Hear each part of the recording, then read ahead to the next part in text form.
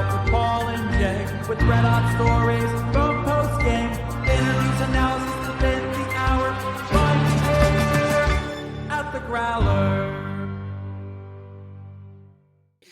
All right, welcome into the latest edition of the Walkout, presented by Cincy Shirts. Paul Nader Jr., Jay Morrison here with you at Acrisure Stadium on a night where the Cincinnati Bengals completed their 5-game winning streak to keep just that little bit of playoff hope alive. 19-17 against the Pittsburgh Steelers here tonight. And I don't know when you're listening to this right now. Maybe you're a middle of the night person. It's kind of the middle of the night right now. It is 1:55 a.m. Maybe you've battened down the hatches and you've been up putting your canned goods into your bunker all night long, preparing for the storm. But maybe you haven't watched yet. Sunday at 4:30, the Bengals can get in the playoffs if, by some miracle, Carson Wentz and company and the Chiefs can go beat Denver. And if Aaron Rodgers and company can find a way to beat Miami, they could sneak on in and be, as Zack Taylor said tonight, a team nobody wants us in this tournament. I promise you that. I don't think he's wrong. No, he's not wrong. And I mean, would it be a bigger miracle for those two things to happen, or for a Bengals defense to be the reason that they won a game in this fashion today? That, I mean, you wonder where this has been all along. You could kind of see it turning, but it was an impressive performance. There were so many things that happened that are normally the things that cost them games. They overcame some things. The defense stepped up and made some plays, and maybe this parlay pays off. Maybe the parlay pays off. There's just 2 legs left. The hard ones. I'm not sure about those legs, but here they are nonetheless. You're right. I mean, this was a thing where it's so apparent when you put this against the last time these two teams met, when you had 44-38 and the defense couldn't stop anything. I mean, they gave up 27 points in the first half in the first meeting. And here they were tonight, midway through that fourth quarter, have only given up 7 points, 100-some yards, ended up at 193 was that final total. And you saw confidence and playmaking from so many of these young guys. And, we talked a lot about this, almost too much really, over these last 5 weeks, but how much this was about them.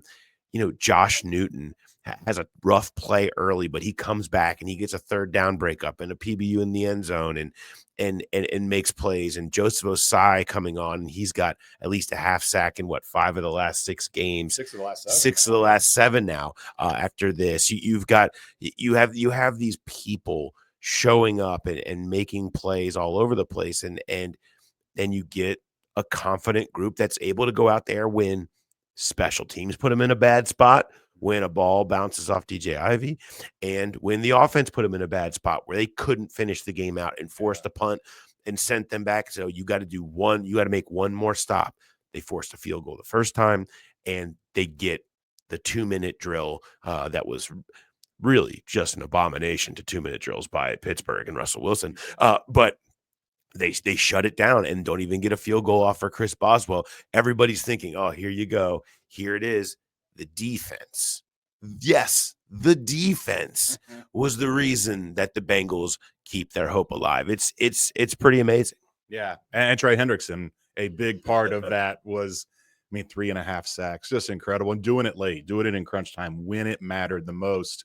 I looked it up. He tied an NFL record tonight. He's only the 8th player in NFL history to have multiple games of at least 3.5 sacks. He had a 4-sack game earlier this year. So the 2 is the record of 3.5 sack games. He's done it twice this year. Jamarr, of course, 9th best performance all time, 127 catches on a season. Just so many impressive performances, but also the surprising performance, the fact that the defense was the reason that this team won. And we talked about it forever when this streak started, that you're playing some bad quarterbacks, some bad offenses. Well, they just did a really good job against 2 teams that are headed to the playoffs. Maybe not the best offenses in the world, but playoff caliber offenses. And this could be a momentum into next year, at least, for this defense to kind of start off 2025 feeling a little bit better about themselves than they did early on in the first 8, 9, 10 weeks of this season. Yeah, it was hard to feel worse than they felt at that point. I want to get into a few more of the takeaways of what does this 5-game streak mean, and playoffs, and Jamarr, and what else we got here. We'll talk about some things that were said in the locker room. How about some things that were played in the locker room as we're in the post-game press conference and Zack Taylor's talking? What do you hear blaring through the walls? Renegade being played in the Bengals locker room in there afterwards. So yeah, there was some pride being taken and a real confidence and bravado really from this group, something that you hadn't really seen a bunch this year. We're going to get to Burrow's season. We're going to talk a little bit about Germaine Burton real quickly, and what's next, and how they kind of flip this forward. But I want to remind everybody, it's presented by Cincy Shirts. Go to cincyshirts.com, use GrowlerPod as your code word. You get 10% off your entire order, no matter what you buy. Of course, you go into the football section, and you will see all the up-to-date football shirts. You can still get the sword shirt, is my personal favorite that's out there right now. The katana swords. You have all of that and tons more. Go check that out. And imagine, look, you're going to need something new. Just if they find a way to sneak on in, you're going to want to see the shirts that are going to be exploding this week over at Cincy Shirts. So make sure you're checking that out. And of course, if they do make the playoffs, we will once again be doing another live show at BetMGM Nation Kitchen and Bar down at the Banks.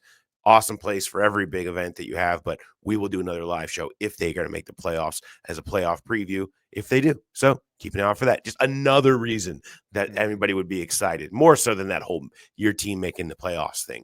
Another live show where we're probably going to give some more stuff away to you guys. So anyway, keep an eye out for that. Here was kind of my takeaway of these last. I don't know how much like winning games this at the end of the season truly will affect 2025. Like I think there's blocks to build on, cornerstones, maybe even, if you will, that Joe Burrow asked for. It was after that Steelers game. He said, we're going to be remembered for how we handle this. I do think they're going to be remembered for this last run and how close they came, along with some of the things that happened earlier in the year. But here's the thing that stood out to me as I kind of started to think about what is the meaning of this streak, and even if they don't get in the playoffs, I think they established something that was very much in question at 4-8. Is this culture broken? Right? Is it messed up? Is this team organizationally not what they were when they had the chemistry and everything they had going on in 21 and 22 and rallying around Jake Browning? Is that broken beyond repair? And I think you can say equivocally, like, no, like, it's fine. They rallied around that. They found a way to come together, and it mattered to them. And they played for it. They played like it mattered, and then pulled off 5 games. And they got better as the season went on. And I think that's important, because I do feel like when we were sitting there at 4-8, we were wondering, how broken is this? And I think the response that you're getting is that it's not as broken as it felt at that time. No, and you're seeing so much of what got them to that point in the first place, and the complementary football and sticking together, and guys, people going out, and guys stepping up in backup roles where it's not just culture, it's depth. And there was just so much to be impressed with. And you're right, I don't know how much of that carries over, but it does leave you feeling a lot better about whatever happens Sunday and in the playoffs or not playoffs.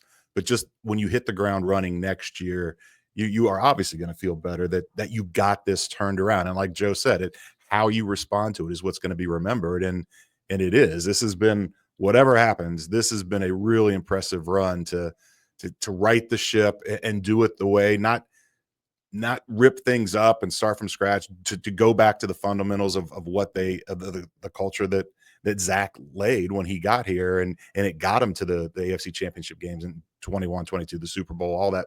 It feels like a huge reset button was pushed, and maybe they get a chance to run it back with Lou as well. That's a big piece of this, where it's the defense stepping up and playing well and winning these games, and it might have been a job saver. It might have. And Trey Hendrickson said after the game, I mean, he credited Lou and talked about he's like, he believed in me and brought me in here, and I've been to 4 Pro Bowls and recognizes that and wants him to be the guy who's the coordinator here. Has been, is it a job saver? I don't know. We'll certainly get into this, but if it was about developing the next core of young players, if it was about that and finding the future, I can, you can see how that argument can clearly be made, with this being the ultimate sort of example of that here, where you had so many of those people making plays and winning this game for you, which you never would have expected. So the playoff setup is obviously, as you know by now, two more prongs to the parlay, and they would go to Buffalo and play there next week. If not, locker clean out will happen on Monday, and off we go into the off season, and we'll discuss that. But it's as simple as that. I sort of asked Joe Burrow, like, this week, is it hard not to, when you think about the fact any one of those 7 one-score losses that were all diabolical and heartbreaking in their own fashion early in the season, do you find yourself during this week like just thinking, gosh, the games in September, New England or Kansas City or Pittsburgh or any of the games that happened? And he's like, yeah, it's absolutely, I find myself thinking about that. And it's human nature too, when you feel like something hasn't gone the way that you want to go back through that, and they do, and he said, but we did our best to give ourselves a shot. Maybe it's a long shot. You did our best. He also said, if you don't make the playoffs, it's a failure. Yeah. And I think that's a big part of this too. And Orlando Brown mentioned it's great that we always seem to peak late in the season, and he credits the setup of how things are for them and the way that they take care of their bodies during the season and whatever. He said it's also important to start fast. Yeah. We've got to be better at starting fast. You can't find yourself in this situation again. And so another lesson perhaps learned here the hard way. Yeah, and it's not one or the other. It doesn't mean you can only be good at the beginning or the end of the season. Plenty of teams have done it both ways, and that's the big thing that's left for Zach and the entire organization to figure out, is how to get some better starts. It's become a Bengals theme, a tradition, whatever you want to say, that they finish seasons strong. Just got to start a little faster. I mean, as you said, even if they didn't start that fast, just pick any one game that they lost by 1 score, and they're in the playoffs right now. So that is the next big step, is try to win an opener, try to win a week 2 game, try to be standing strong after the first quarter of the season. And so Jamarr Chase, you mentioned it. He ends up with, what's his final line, at 127, 1708, and 17 touchdowns. He gets a touchdown tonight, ties Carl Pickens for the franchise record. Almost had the actual record, kind of almost went right through his hands, almost over in the corner on what would have been a tough catch. But, an unbelievable season from Jamarr. He becomes the first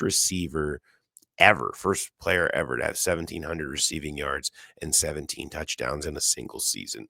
Unbelievable stuff. And added another ridiculous sideline toe tap to his highlight reel tonight, as he seems to every time. T. Higgins added another ridiculous catch to his reel from this year. He ends up going out at the end of this game. He's been fighting this ankle for a while now and wasn't even able to finish. Marius Mims, who was kind of an emergency backup playing in this game, had to come in when Cody Ford got hurt, and Mims comes in with his broken hand and got a full series in, a big series too.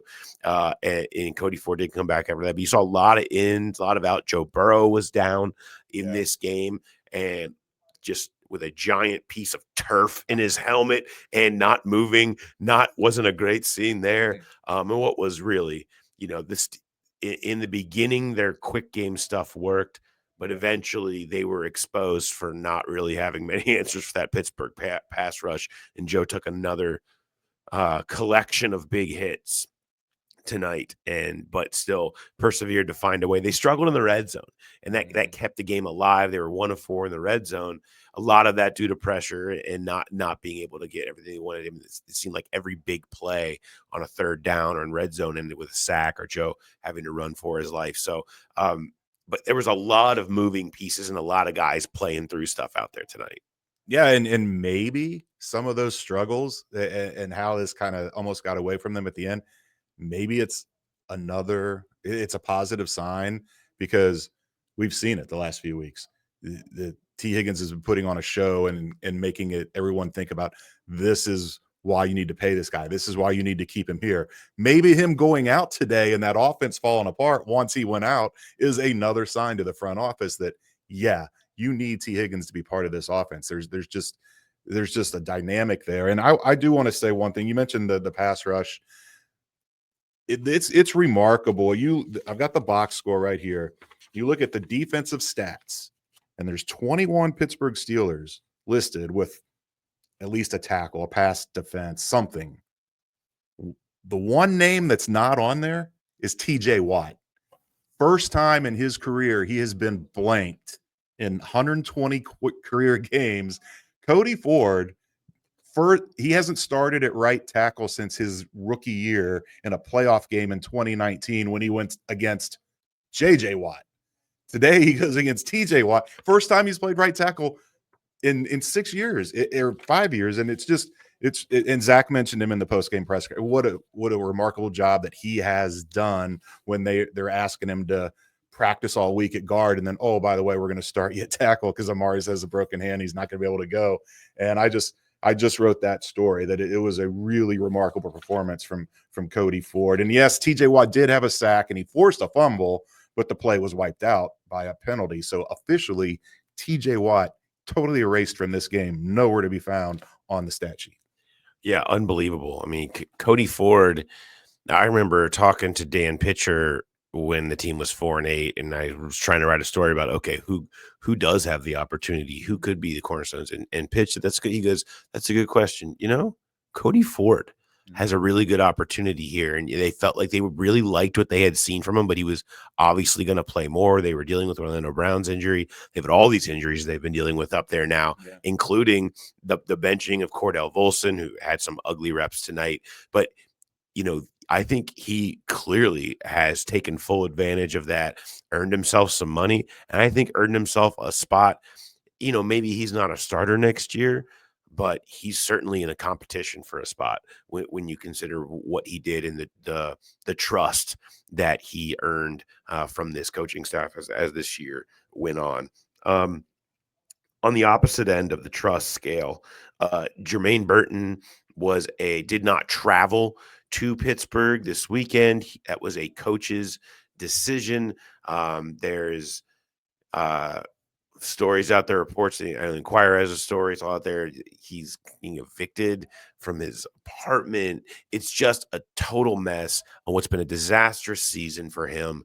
And I think the fair question now is, when the dust settles on all of this, are you even bringing this guy back next year? Because there's just such a hands up. I don't even know what to do anymore with this guy from anybody you talk to about what's going on with him. And so I think that's the latest development. And this is it certainly seems in this moment, it could end up being the last straw for what ends up being one of the biggest draft pick busts that we've seen here in a long time.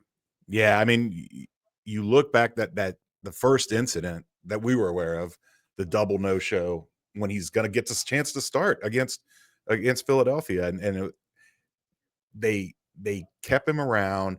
They were talking about he had turned the corner. He'd been much more engaged. They were liking everything they saw, but it always felt like you're still one mistake away. You can't, after that, that's hard enough to come back from, but you are a rookie. You're a third-round pick. You're it's a team that needs wide receiver help. He kind of took advantage of that to stick around, but it always felt like one more screw up, that was going to be the last one. And it feels like this should be the last one. Yeah, it felt like this was a week. And I don't think it was one. It sounded like a giant pile of screw ups on top of each other going on with Germaine Burton this week. So that also going on there. We mentioned Hendrickson getting the sack title. So, MVP conversation quarterback, Triple Crown receiver, sack title, potential. I mean, we'll see where he finishes for Defensive Player of the Year. Joe Burrow kind of openly made that claim. Look, I don't know who else is getting DPOY. And Zack Taylor kind of said some of the same type of things about him. Obviously, they've had superlatives. They've got all these pieces, and now they have some young support around those guys making a few plays. They're in a good place. Outside of the fact that they're in a terrible place when it comes to tomorrow's 2-team parlay. But they played themselves into a good place right now. And if they do get in there right, they will be scary. So as far as where we go from here, we're going to try to drive home and try to get in front of the storm that's coming in, and then we'll be watching just like you guys will after that, and we'll of course have another podcast once everything wraps itself up and going forward into all of our off-season content, which will be fun, or all of our playoff content, which will be quite fun and jaw-dropping that we're actually doing this when we consider where we were when we were sitting and talking about this 4-8 team and how big they were going to have to blow absolutely everything up. You just never know. Anything else? Things said after the game? There was a decent amount of fun. Orlando Brown's out here just like he's just trying to think of how many funny things he can say, essentially. But he's got his rooted interest, and he's going to try to make it work. Yeah. So when I was talking to Cody Ford about his game, and I wrapped up, I was like, so where are you going to watch the games tomorrow? He's like, I'm going to OB's house. He's like, I don't know if he knows that, but I'm going to his house. I'm going to roll up. I'm going to watch it there. And then we asked Orlando about that, and he said, yeah, mob meetup. But if they want to come over, they can. And he said he was going to text all the guys he knows on Kansas City, a massive group text telling them they need their help tomorrow. And he said, if Aaron Rodgers can get the job done, he'll buy his next trip to Peru. So Orlando was having fun with it. T said if the snow wasn't too bad, he wanted to watch the games with Jamar and Joe. I think there's going to be a lot of pockets of guys. It was funny, Zack Taylor and the coaching staff, they're getting home. They're probably home already and going straight to work. They know it's Buffalo if they get in. They are going to start working right now on game planning for Buffalo, try to get as much work done as possible before 4 o'clock, when then they will watch the games. But they will be working while they're watching the games. He pointed that out earlier in the week. It's not like we're going to have a pizza party and watch the games. They're going to be working. They're going to have it on in their offices, and they hope, like most of you hope, that it's not for nothing. It sounds like part of their work is making sure they read everything that Jay does, because Jay gets the massive shout out in the post-game press conference tonight for all of the bad stats that you've been able to put out there lately about the only NFL team ever to have to play 5 primetime road games. You listen to all the content. I know you do, as you're listening right now, because you're a loyal Growl pal. You know all the stats that Jay's been putting out that have been quite sad for some time. So Zack Taylor gives a big shout out to Jay for all of the nasty stats and how hard it is, and how he keeps giving them to the team to feed them all the information. So don't worry, that cut up will be coming to a Growler podcast open near you before too long. Yeah, he was fired up in the locker room. He was going around congratulating guys. I saw him give a big hand slap shake to Amarius Mims. I was like, wait a minute, that's a broken hand that you're doing that too. And then he walked out and he peeked his head back around the court. He's like, Jay, thank you. And then he took off where he was going. It's like, I'm just putting the stats out there. If it helps them, then good. It was fun. I'm sure that my kids will enjoy seeing Zack Taylor thank me on the press conference. Great stuff as always. And of course, always great stuff if you go to Cincy Shirts. We want to thank them for being the presenting sponsor of the Walkout all year. And maybe there's more to come, but it's been great having them on board. And don't forget to go use Growler Pod as the promo code for anything that you're going to go buy. You want to buy stuff for Cincy Shirts, make sure you go there. Everything you could possibly want. You guys know Cincy Shirts by now, so make sure you go check them out. Use Growler Pod and get 10% off your entire order. Thanks to them again, though, for being part. We love all our partners that have been with us this year. It's been great having Cincy Shirts as part of the Walkout with us. So, all right, it's late, Jay. It's early. It's late. It's early. We're gonna go try to get some sleep and try to get back in time to get in front of this storm and enjoy that. But anyway, thanks to everybody for listening, watching, following along, and we'll have much more for you as we wrap everything up. Whatever goes down tomorrow. All right. Thanks, everybody. Have a good night.